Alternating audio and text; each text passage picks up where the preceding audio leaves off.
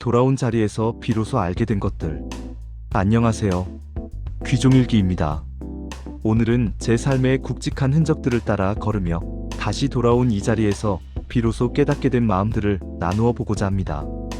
20대의 저는 숨가쁘게 돌아가는 산업 현장에서 첫 직장 생활을 시작했습니다. 그 시절은 누구나 그랬습니다. 키워야 할 꿈이 있었고, 책임져야 할 가족이 있었고, 앞만 보고 달려야만 하는 시대의 기류 속에 모두가 같은 방향을 향해 뛰었습니다. 30세에 결혼을 하고 곧이어 2년 터울로 아들과 딸을 품에 안았습니다.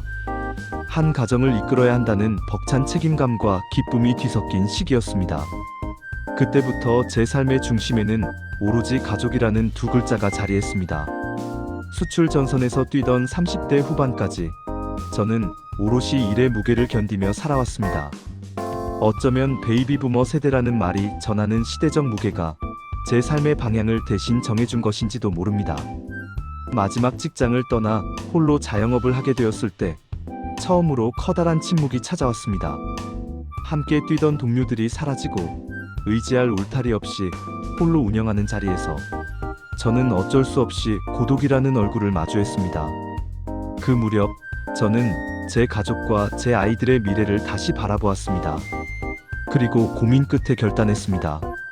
아이들의 교육을 위해, 우리 가족의 새로운 길을 위해 10년이라는 계획을 품고 고국을 떠나기로 말입니다. 그 선택은 쉬운 발걸음이 아니었습니다. 그러나 한번 결심하면 끝까지 나아가는 것이 제 성격이었고, 그렇게 우리는 가족이라는 작은 팀을 이루어 낯선 땅에 첫 발을 내디뎠습니다. 타지에서의 삶은 예측 불가능한 연속이었습니다. 익숙함을 내려놓고 다시 배워야 했고, 스스로가 한없이 작아 보이는 순간들도 있었지만 그 속에서 아이들은 자라났고 가족은 서로를 더 깊이 의지하는 울타리가 되었습니다.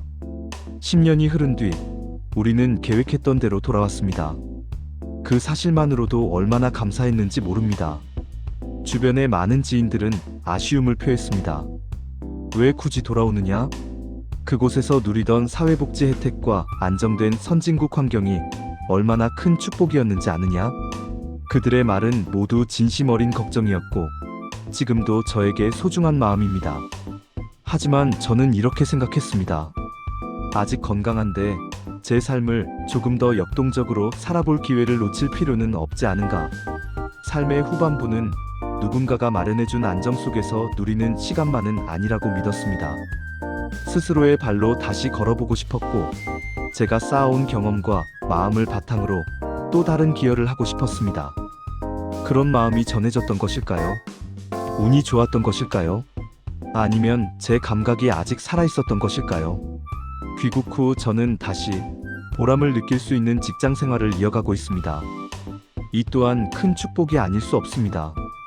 돌아와 보니 한국은 여전히 빠르게 변하고 있었고, 그 속에서 제가 할 수 있는 역할도 여전히 존재했습니다. 새로운 동료들과 함께 나누는 일상의 대화에서 저는 또 한 번 살아있다는 실감을 합니다. 가끔은 스스로에게 묻습니다. 만약 그때 다른 선택을 했다면 지금의 나는 어떤 마음으로 하루를 살고 있을까? 매번 같은 결론입니다. 지금의 모든 순간은 그때의 수많은 결단과 감내, 그리고 작은 용기들이 모여 만들어낸 선물이라는 것. 삶은 긴 여정이지만 되돌아보면 한순간 한순간이 빛나는 조각들이었습니다. 고독의 시간도, 도전의 시절도, 이민의 선택도, 귀국의 결정도 모두가 지금의 저를 이루는 중요한 결이었습니다. 오늘 제가 이 이야기를 꺼내는 이유는 단 하나입니다. 지금 이 영상을 듣고 있는 누군가에게 당신의 오늘도 언젠가는 삶의 선물이 될 것, 그 말을 전하고 싶었기 때문입니다.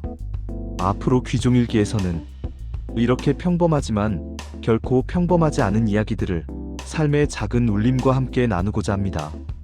저의 기록이 누군가에게는 조용한 위로가 되고 누군가에게는 작은 용기가 되길 바라며 오늘의 이야기를 마칩니다.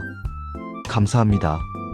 다음 시간에는 더 긍정적이고 더 감사한 일상을 담아 여러분을 다시 찾아뵙겠습니다.